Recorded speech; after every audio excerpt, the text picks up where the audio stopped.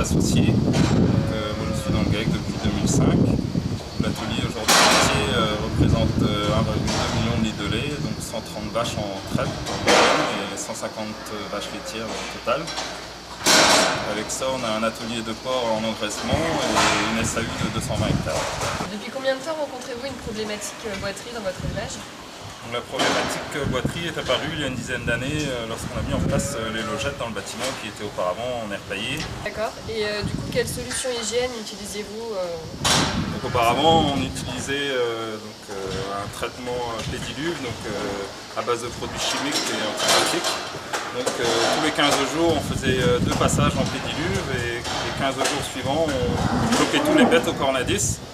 Et on traitait, on lavait d'abord à la pompe les 4 pattes qui étaient traitées par la suite. Et donc ça, 3 jours d'affilée. Ce qui nous prenait à peu près une moyenne de 8 heures par mois. Étiez-vous satisfait de ces solutions du coup, que vous utilisiez avant? On n'était pas totalement satisfait de ces solutions, dans un sens pour la partie temps qui était quand même prenant. Et ensuite, par rapport à l'utilisation des produits chimiques et antibiotiques. Et par-dessus, nous avions toujours quelques bêtes boiteuses, donc il fallait trouver une solution. Et aviez-vous essayé d'arrêter ces solutions? Arrêter complètement non, mais décaler les traitements, élargir le temps entre 2 traitements et on repérait immédiatement des boiteries qui redémarraient. Et comment s'est déroulée la transition entre les solutions chimiques et les fleurs de variable? Suite à l'idée de se mettre à utiliser ces produits, nous avions décidé de finir les bidons entamés au niveau du passage en pédiluve. Et suite au dernier passage, 3-4 jours après, le technicien de chez Eders est venu nous présenter la mise en place, nous faire la première mise en place des flores. Combien de temps avez-vous observé les premiers résultats?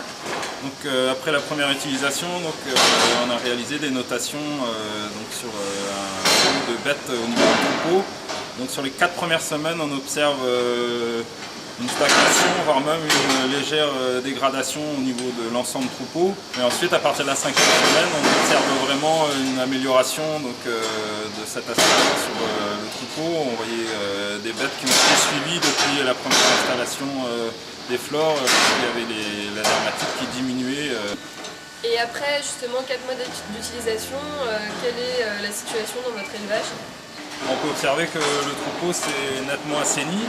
Et le peu de bêtes boiteuses que l'on a aujourd'hui au sein du troupeau sont liées à des boiteries autres que la dermatite. Et est-ce que la solution Certiflore est simple à mettre en place? Et combien de temps mettez-vous à peu près chaque jour? Le jour qui est prévu pour la mise en place du Certiflore, je décongèle au bain-marie mes solutions de bactéries et je prépare le pulvérisateur. Et donc là, ça me prend environ 5 minutes.